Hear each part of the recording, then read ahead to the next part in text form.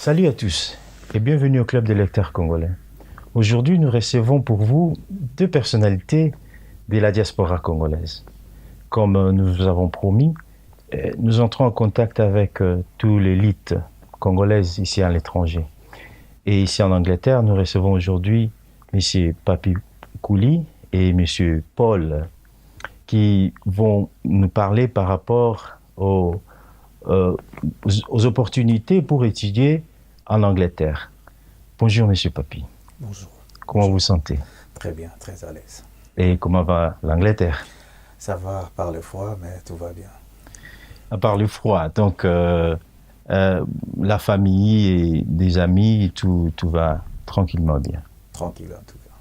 Alors, la première chose que nous voulions savoir, puisque nous sommes dans les clubs des lecteurs congolais, là où il y a beaucoup d'étudiants qui nous suivent et beaucoup de professionnels. Vous êtes dans une association qui aide les Congolais à venir étudier ici en Angleterre. Mais parmi nos membres, il y a de ceux qui ne vous connaissent pas encore. Qui est M. Papi Kouli? Merci pour la question. M. Papi Kouli, c'est un entrepreneur. C'est un homme à plusieurs facettes. Je suis le chairman de Éducation Plus. Je suis chairman de Business Connection and Partnership. C'est une entreprise qu'on a montée ici à Birmingham avec mon partenaire, M. Polosio. Dans le cadre de Business Connection and Partnership, nous avons arraché quelque chose de très important pour les étudiants au Congo. Nous représentons une entreprise qui s'appelle Éducation Plus, qui est basée ici à Birmingham. Et nous avons ramené la branche au Congo pour aider les étudiants à venir apprendre et ramener la technologie au Congo. Et pouvez-vous nous parler un tout petit peu d'Éducation Plus, puisque maintenant vous êtes installé à Kinshasa, c'est qu'on a appris dans les médias, vous avez votre bureau ou représentation à Kinshasa, et comment ça fonctionne? Nous étions partis pour installer le bureau à Kin. Ça veut dire, comme j'avais dit, l'entreprise est basée ici à Birmingham, mais nous sommes allés présenter une branche à Kinshasa. On a ouvert un bureau. Nous avons inscrit les premiers étudiants pour venir étudier ici en Angleterre, faire l'inscription pour les étudiants en Angleterre, mais le bureau est ouvert là-bas. Il y a un staff qui travaille sur place à Kin. Donc, les contacts peuvent se faire à partir de Kinshasa ou ici sur place en Angleterre à Birmingham. Et pour ceux qui sont intéressés, par exemple, à venir étudier en Angleterre, quelles sont les démarches qu'ils peuvent faire pour s'inscrire ou soit avoir les visas d'études? Bon, c'est ce qu'on avait expliqué bien avant dans toutes nos émissions. C'est une opération pour aider les étudiants à venir étudier en Angleterre. La première condition, c'est avoir un diplôme. Vous avez un diplôme et vous voulez venir faire une licence ici, ou un master ou un PhD. Vous allez passer dans nos bureaux à Kinshasa. Sur place, vous amenez vos documents. Je crois qu'il y a les diplômes qu'il faut amener. Il faut amener un personnel statement, des photos passeport. Et puis, au niveau de Kinshasa, on va vous enregistrer. On envoie les dossiers ici en Angleterre, à Birmingham.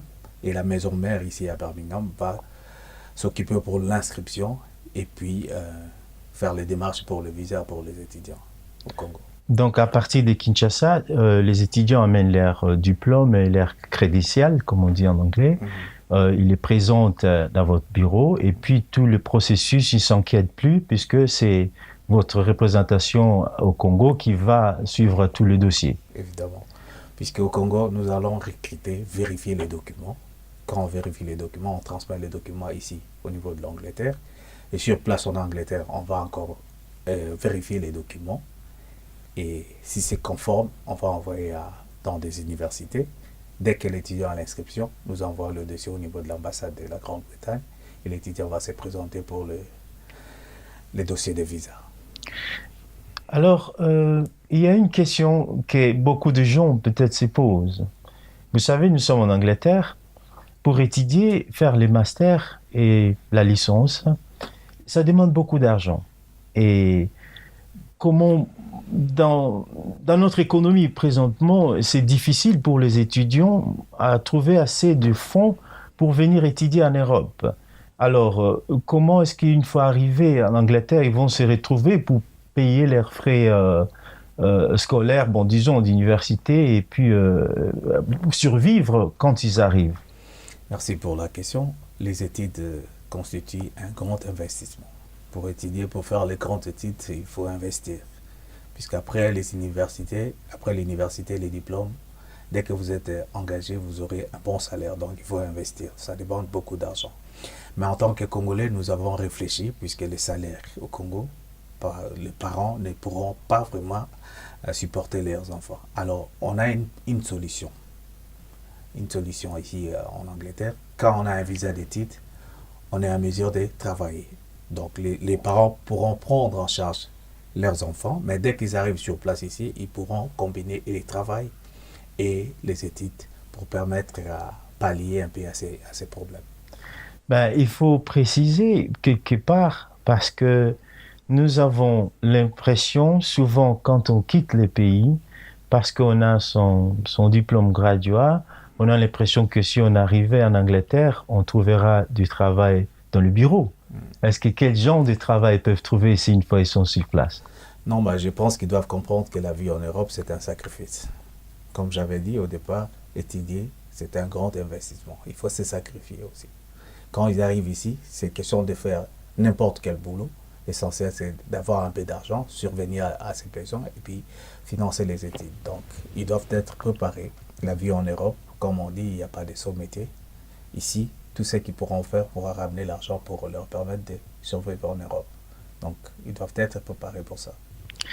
D'accord. Et puis, une autre question que nous vous avons suivi sur Télé 50 à Kinshasa lors de l'installation de votre bureau. Et dans l'interview, vous avez dit ceci n'est pas une opération Ngulu ou opération Ngunda, comme on dit au Congo. Ce qui veut tout simplement dire, d'après ce que vous avez expliqué, les étudiants viendront étudier en Angleterre, plus précisément. Une fois ils complètent leurs études, une fois terminées, ils rentreront avec leur expertise et connaissances pour aider la modernité dans notre pays. Quels sont les mécanismes que vous avez pour que, une fois les étudiants arrivent ici en Europe, puissent rentrer une fois ils terminent les études?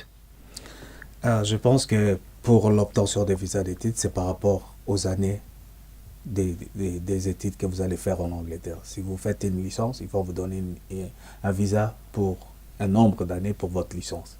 Et dès que vous terminez vos études, vous n'aurez plus de visa pour rester ici.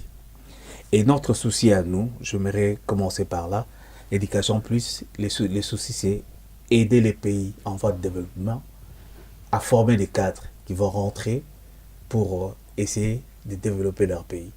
Notre souci, c'est aller recruter les gens qui viendront pour étudier, avoir la connaissance et ramener la technologie au Congo. C'est ce genre de personnes que nous avons besoin.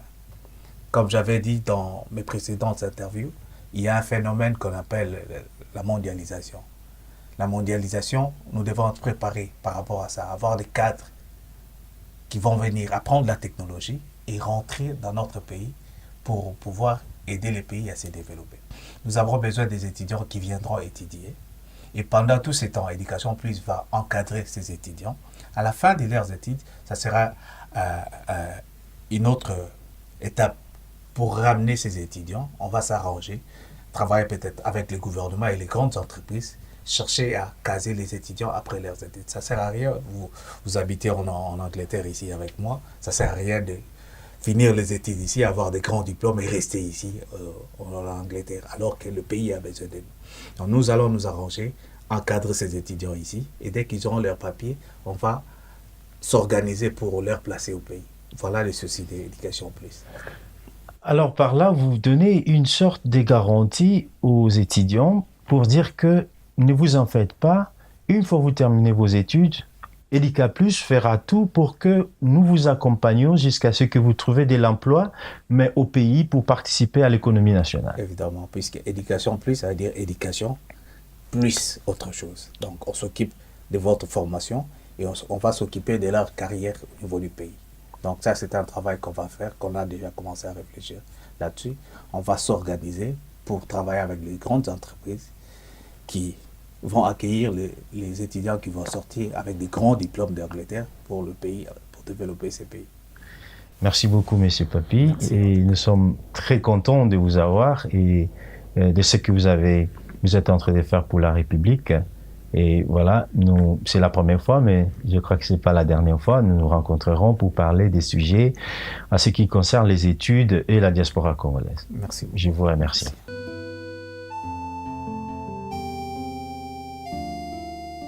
Alors, bonjour Monsieur Paul Nsio. Bonjour. En fait, comme on parlait tout de suite avec Monsieur Papi Kouli, que vous avez votre représentation d'Educapus à Kinshasa, au pays, mais il y a d'autres aspects par rapport à l'Educapus. Il n'y a pas seulement l'aspect étudié à l'étranger. Oui, bien sûr. Educ Plus, c'est en fait le diminutif d'éducation et plus. Et Éducation et plus, c'est un projet qui maintenant existe depuis 8 ans. Et c'est aujourd'hui une entreprise qui est en train de s'étendre à travers l'Afrique. L'expérience a commencé avec le pays anglophone. Et nous, notre partenariat avec la maison mère, d'où nous avons arraché la représentation pour la République démocratique du Congo, c'est par rapport aux pays francophones. Alors, Éducation et plus, c'est une approche vraiment révolutionnaire, c'est une nouvelle approche dans le domaine de l'éducation, parce que éduquer, c'est bien, mais éduquer, pourquoi? Éduquer en vue de quel objectif? Ok? Mais l'éducation, comme vous le savez, c'est la clé. Hein, c'est la clé pour un individu, pour une famille, pour une communauté, pour une nation. Alors, l'approche éducation et plus, c'est plus travailler avec l'élève déjà. Non, pas seulement l'étudiant, parce que Papi a présenté l'aspect du service étudié à l'étranger. Maintenant, le service qui est le plus important est plutôt en amont. C'est le service du soutien à l'éducation. Comment accompagner un élève pour qu'il devienne un étudiant et pour qu'il devienne un professionnel. Donc, le travail commence beaucoup plus tôt. Mais comme c'est une nouvelle approche, nous devrions commencer là où on pouvait commencer. Et nous avons ouvert le bureau avec seulement l'aspect du service étudié à l'étranger. Donc, vous avez des projets pour l'avenir par rapport aux élèves dans les écoles primaires, secondaires, pour les préparer pour l'université. Ensuite, arriver là où vous êtes aujourd'hui avec les étudiants pour étudier à l'étranger. Et qu'est-ce qu'il y aura comme mécanisme pour accompagner les élèves du primaire et secondaire dans votre organisation? Notre approche est l'accompagnement pédagogique. Nous avons déjà commencé l'approche de discuter avec les institutions au pays et nous allons former les conseillers pédagogiques qui vont travailler avec les écoles secondaires déjà. Leur travail se résume à guider, motiver, orienter, conseiller et préparer les élèves à choisir une filière qui est en phase avec leurs aptitudes naturelles, avec leur intelligence, avec leurs dons, de déceler déjà les talents qui sont innés dans l'individu. Est-ce que cet élève est apte à faire des études de langue plutôt que des études techniques ou des études de recherche? Parce que nous avons des domaines dans notre pays dans lesquels nous sommes complètement en déficit de compétences. Alors, ce sont ces domaines-là que nous devons développer. L'ambition de devenir un pays émergent à l'horizon 2030 ne va pas se faire comme ça. Il faut des ressources. Et ces ressources-là, nous devons les trouver et les créer chez nous. Ça, c'est l'approche EducPlus. Donc, dès le départ, province par province, hein, nous allons déceler quels sont les points forts de cette province, quelles sont les ressources et quel genre de compétences il faut développer dans ces provinces-là. Et une fois ces talents-là accompagnés, à la fin de leur études secondaires, nous saurons quels sont les meilleurs étudiants. Bon, ce n'est pas tout le monde qui est destiné à faire les études universitaires. Il y en a qui doivent faire des études techniques, il y en a qui doivent faire des études supérieures, hein, techniques, pour créer cette classe moyenne qui n'existe plus chez nous. Donc, ceux des écoles qui seront affiliées avec nous, nous allons prendre tous les lauréats qui vont sortir, c'est-à-dire tous les finalistes qui vont distinguer. Automatiquement, nous allons nous battre pour leur attraper des bourses. Ça résout le problème de financement pour les parents. Et nous sommes dans une perspective de boucler la boucle. C'est-à-dire que nous accompagnons l'élève pour qu'il devienne étudiant et les meilleurs étudiants, nous les destinons aux meilleures écoles à travers le monde. La Grande-Bretagne, c'est le point de départ, mais nous sommes capables de placer les meilleurs étudiants à travers toutes les grandes universités du monde. Et après, nous serons capables de le replacer professionnellement en Afrique et dans notre pays. Voilà le cercle, comment nous voulons boucler le cercle avec EducPlus. C'est vraiment un grand plaisir de vous avoir dans notre émission aujourd'hui. Et avez-vous remarqué que récemment, dans les dernières 15 années ou 20 années qui viennent de passer, que le niveau de la lecture et de l'application, puisque nous sommes au Club des lecteurs congolais, nous nous intéressons à la lecture. Qu'est-ce que vous avez prévu pour encourager et donner du goût, si je peux dire ainsi, à nos élèves à se donner à la lecture? L'accompagnement pédagogique dont nous parlons, c'est un paquet. C'est pas seulement instruire et former l'intellect, mais c'est un paquet. Nous formons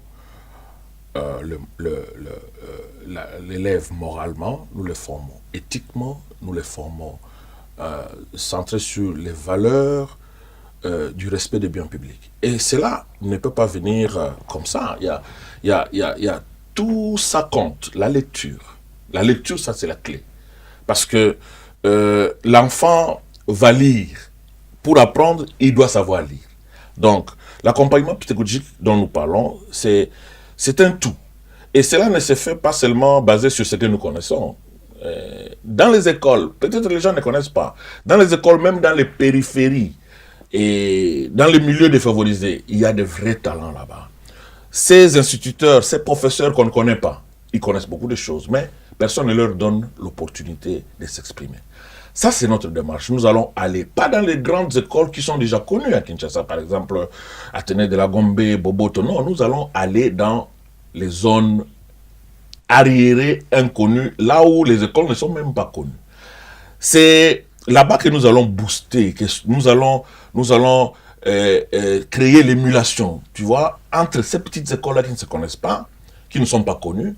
Les élèves vont devenir compétitifs et c'est là où, justement, le club des lecteurs va trouver sa vraie source, sa vraie raison d'être. Parce que le club des lecteurs n'est pas seulement un club élitiste. Je crois que la démarche que vous avez, c'est aller à la source, aller chercher les vrais membres de ce club-là, qui sont en fait ces héros de demain, qui sont inconnus, ces enfants inconnus dans les milieux les plus défavorisés, mais pour lesquels nous voulons nous battre, que nous voulons sortir à la lumière, et pour lesquels, en fait, le service d'étudier à l'étranger est destiné. Voilà un peu notre démarche. Merci beaucoup, Monsieur Paul. C'était un grand plaisir de vous avoir sur ce plateau et pour parler de l'éducation ainsi que ce que l'EducaPlus est en train de faire.